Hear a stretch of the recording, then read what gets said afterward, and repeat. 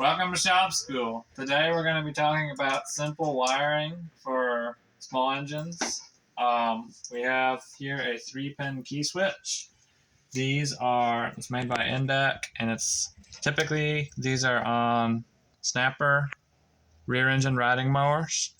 And the part number that we're using in the video is a rotary part number 7179. So you can find those from your local rotary dealer, or you can type that number in on eBay. You'll probably come up with this switch. This is the simplest type of switch you can get for just if you're making custom wiring for either a mower or you added electric start or something to an existing project that you have. So on the back of this switch, we have 3 terminals.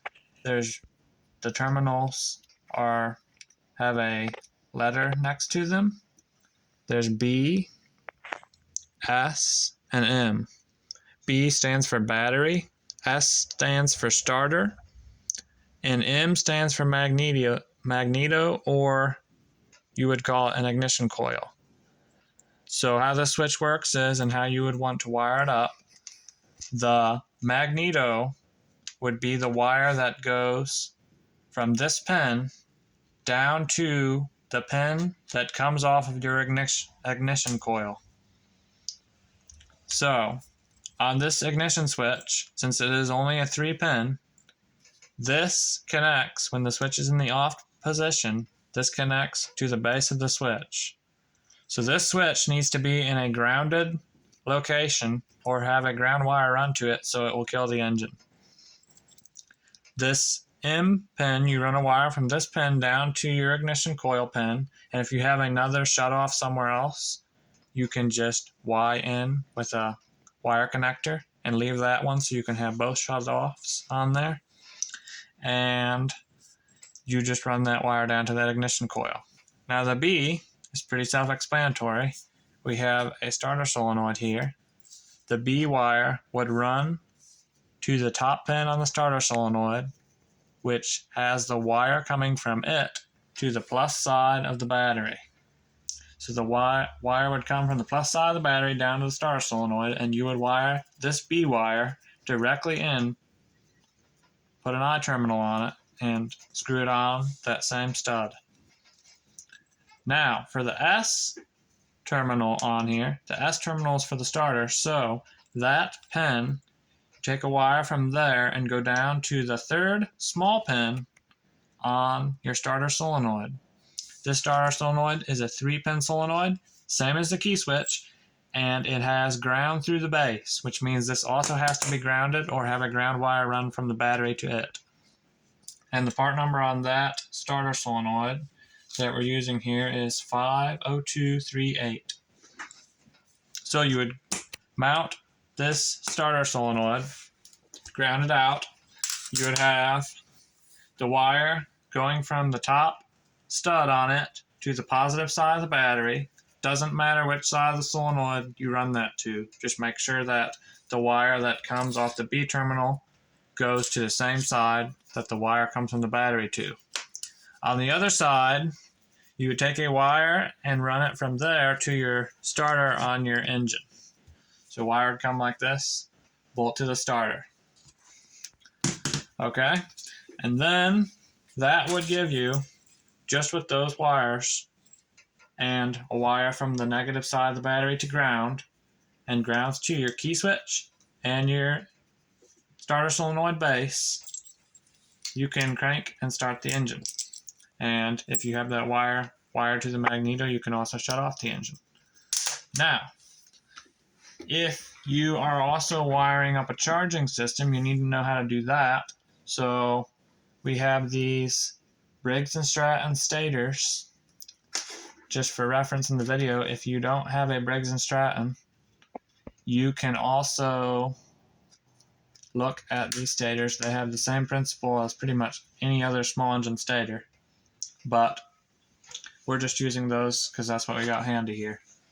So, if you have a voltage regulator is going to convert the AC power from your stator. And a voltage regulator is going to be like a square aluminum box. It's either going to look like this. Some of them are longer and rectangle, but all of them are going to look like a square aluminum thing basically and have typically three or two wires going to them. The wire that is not coming from the stator but comes out of the voltage regulator, that would be your third wire or your second wire depending on what type of stator you have. Typically it's a red wire. If it's on Kohler, it's usually a purple wire. That wire, you can take that wire directly from your engine if you have no wire harness pre-existing to what we're doing here with this ignition switch and coil or starter solenoid. Take that wire, go directly to the same side where you wired the B terminal on your ignition switch, and put a ring terminal on it and hook it on that same terminal that goes from the battery plus to the top of the solenoid. That will give you 12 volt charging power to your battery. Or you could go directly to your battery, but just to free up wires on your battery posts, it's better to go to the solenoid where it's tucked out of the way. When you get that all hooked up, then you can take your multimeter, if you have one. If you don't have one, I recommend getting one. You can get them at Harbor Freight. They're only like 10 or 20 bucks depending on what you get. And then you would go up to your battery and start your engine. This battery, just for example, this one's 12.4. When the engine is running, it should be like 13 volts, maybe 13.5 volts. See if you're getting 13.5 volts. If you're getting 13.5 volts, it's charging. If it's not getting that amount of power, it probably means there's something wrong with your stator or something wrong with your voltage regulator. Now, if you don't have the type of stator that has a voltage regulator, chances are you have a type of stator like this or a one with a single wire like this. So this one is a dual circuit because it's for a riding mower with headlights. This second wire would be to power the headlights AC voltage. And this wire is a red wire with a diode, meaning it's converting it to DC voltage. So that wire coming out of this plug, if you have an old lawnmower or something, you could get the 2-pin plug if you're using this stator. Take that 2-pin plug and just wire that wire, run that one up, go directly to that same pin that you wired the B terminal into on your starter solenoid, and wire it in there like you did with the one with the voltage regulator. So it would be the same thing on this one. If you're not running AC headlights, you don't need, if you're running DC headlights, you don't need to do anything with this other wire as far as that goes on this stator.